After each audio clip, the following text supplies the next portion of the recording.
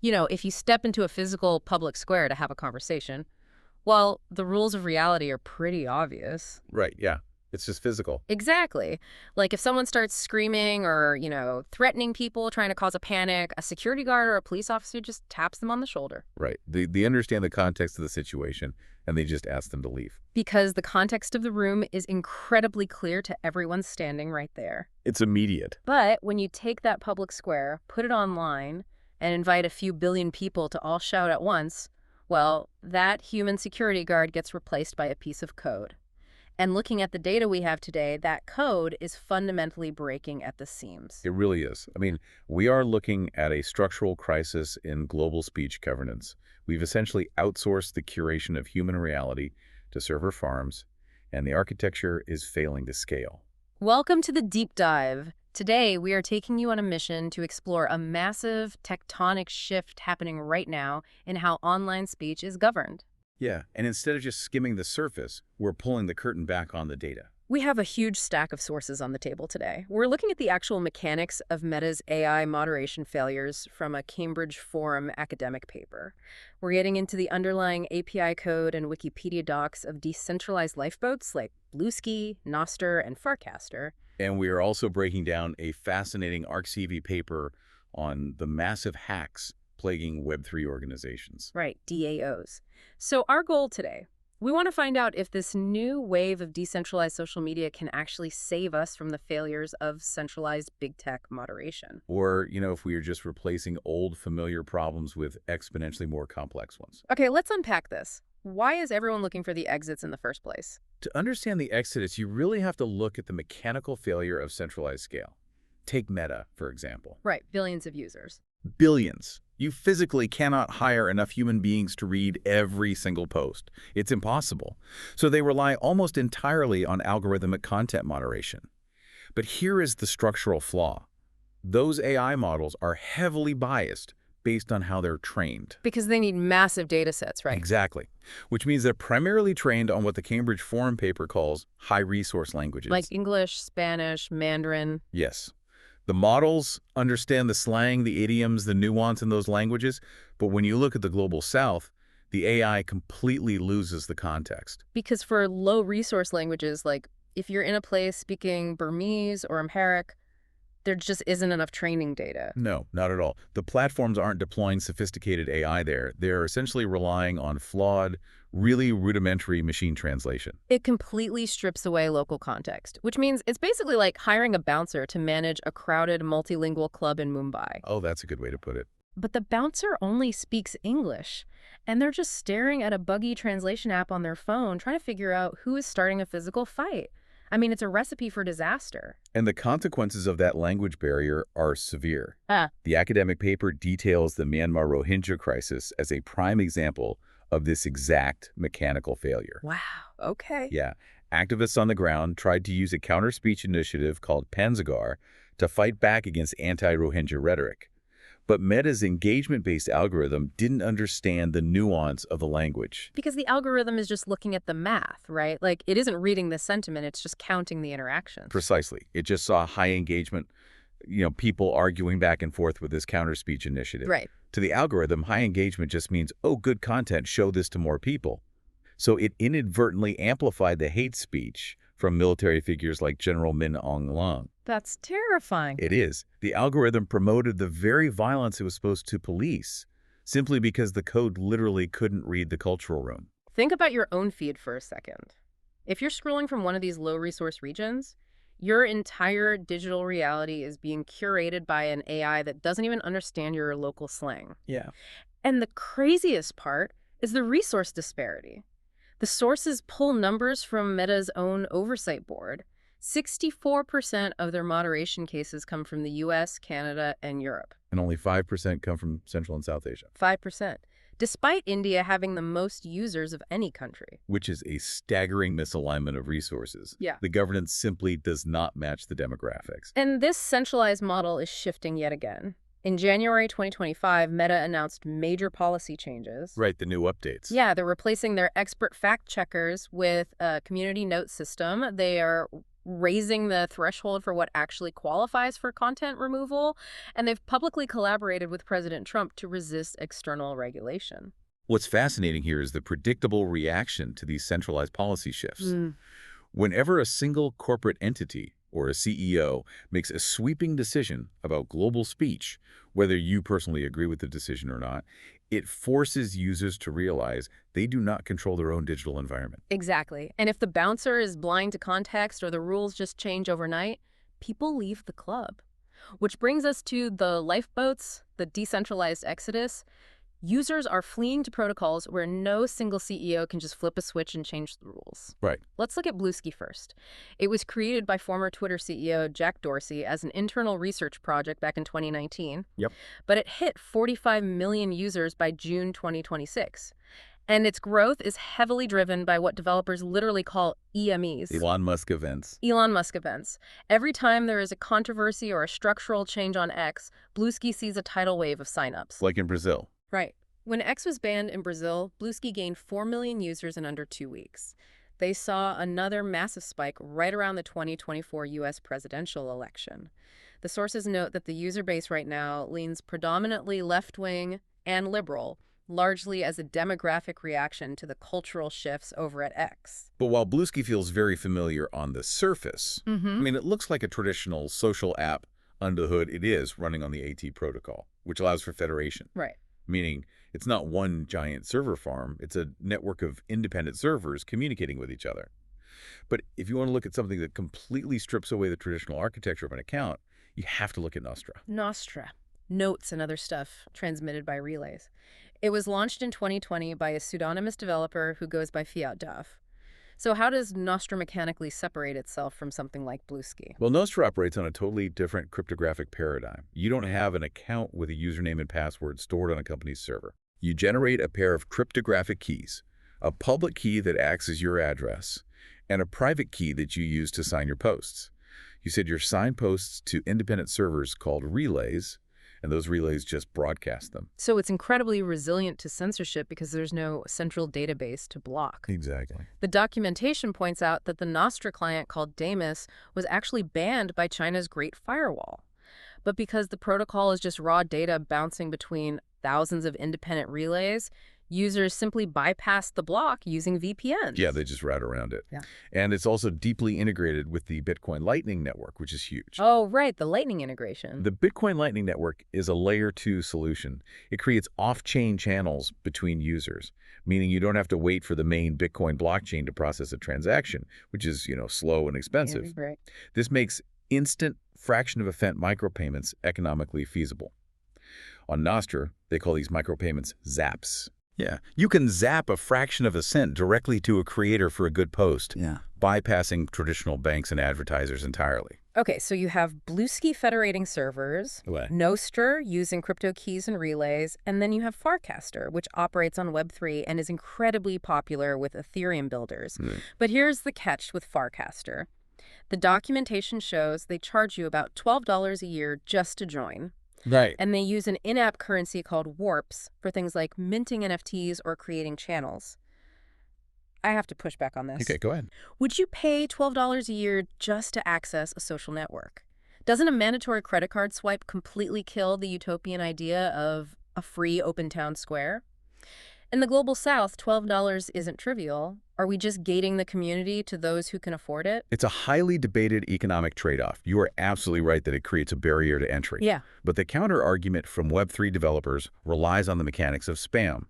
They argue that a free network isn't actually free. Yeah. You are paying with your data, your privacy, and your attention. Okay, fair. More importantly, when it costs literally $0 to create an account, botnet operators can spin up 10 million fake accounts in a second to spam the network. Because there's no friction. Exactly. Farcaster's model introduces financial friction. By attaching a physical cost to the creation of an identity on the blockchain, you make it mathematically unfeasible for a spammer to operate at scale.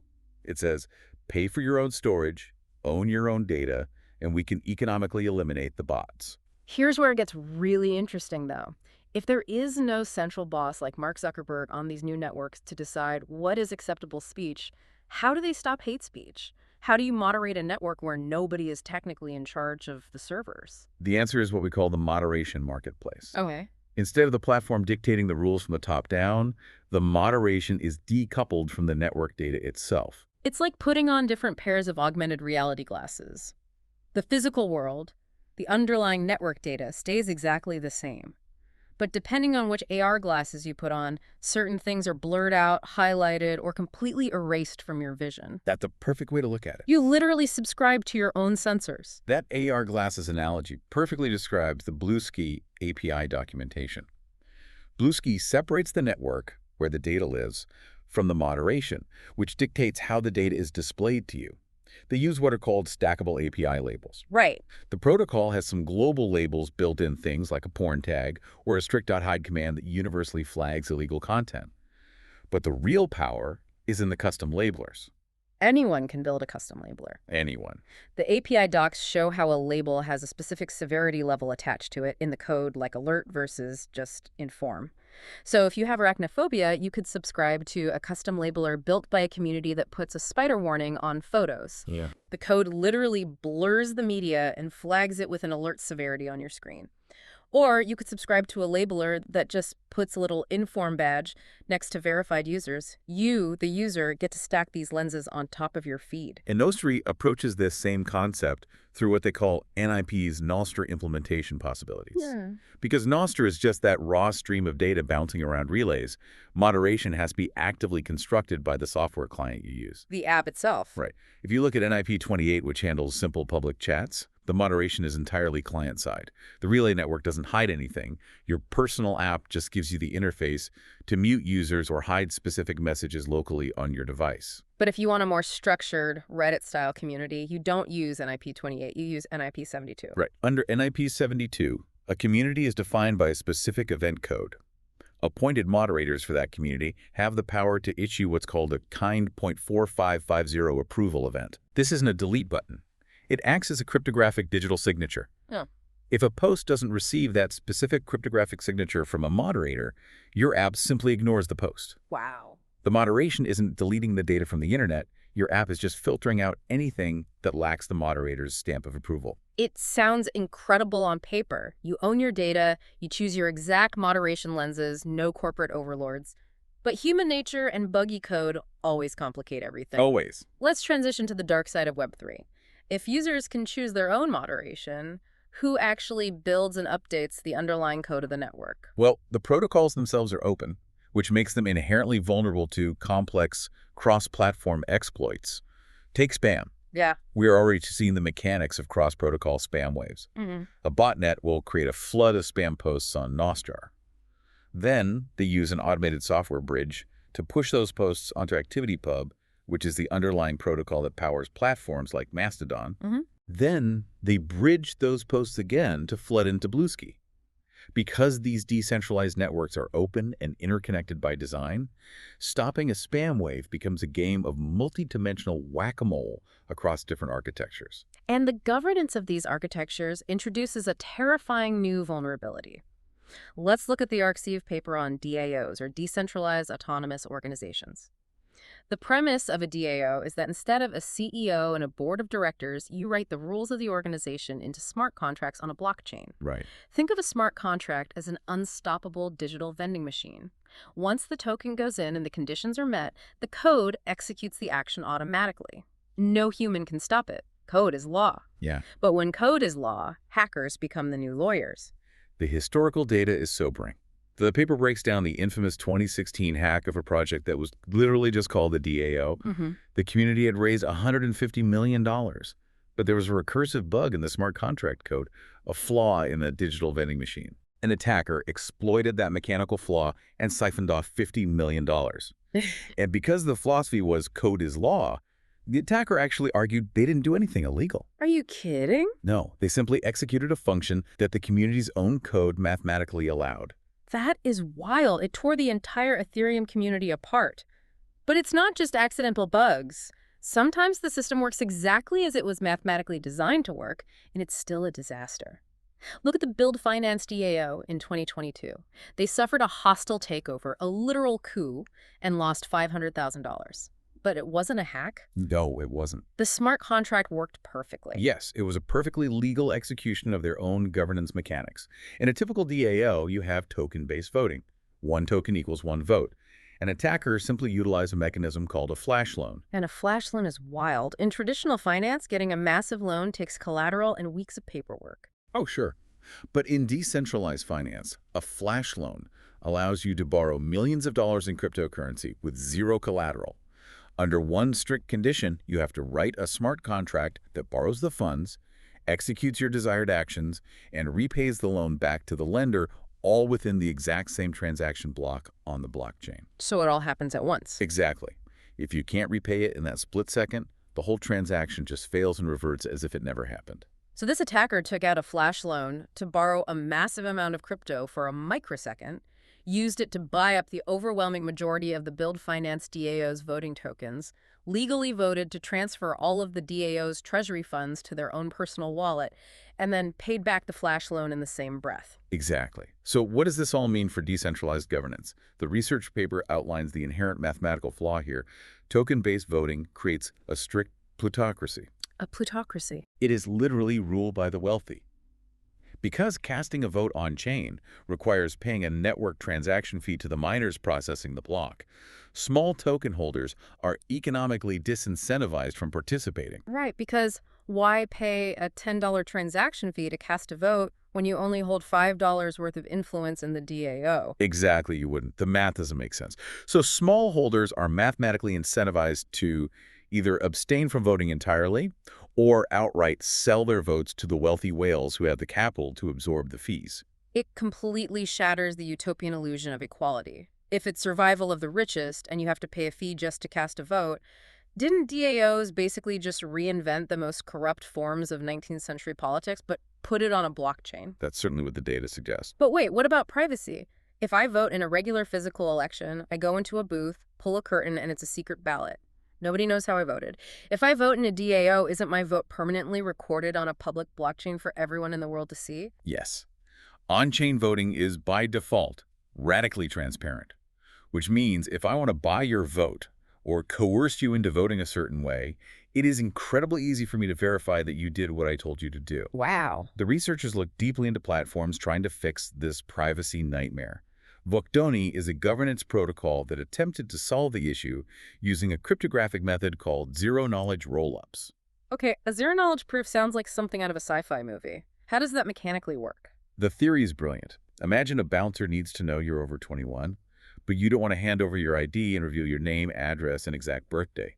A zero-knowledge proof is a mathematical guarantee that allows you to prove you know a secret in this case, that you possess a valid voting token without ever revealing the secret itself to the network. Oh, I see. The network just gets a mathematical thumbs up that your vote is valid. So it masks your identity on the final blockchain ledger. But the ArcSIF paper exposes a massive mechanical flaw in Vocdoni's specific implementation of this. It does. Because while your identity is perfectly masked on the final public blockchain record, the specific computing node that is gathering the votes and compiling that zero-knowledge rollup still receives your vote in a raw, unencrypted format. Oh, so the specific server administrator operating that compiling node sees exactly who you are and exactly how you voted. Exactly. The ballot secrecy is a myth at the node level. You still have to blindly trust the administrator of the node not to log your data or succumb to coercion. Mechanically, it is the exact equivalent of handing your unsealed marked ballot to a local election official and just trusting them not to peek at it before they drop it into the secure lockbox. This raises an important question. Where does this leave us? We're clearly sitting in the middle of an incredibly messy transitional phase in human communication. We really are.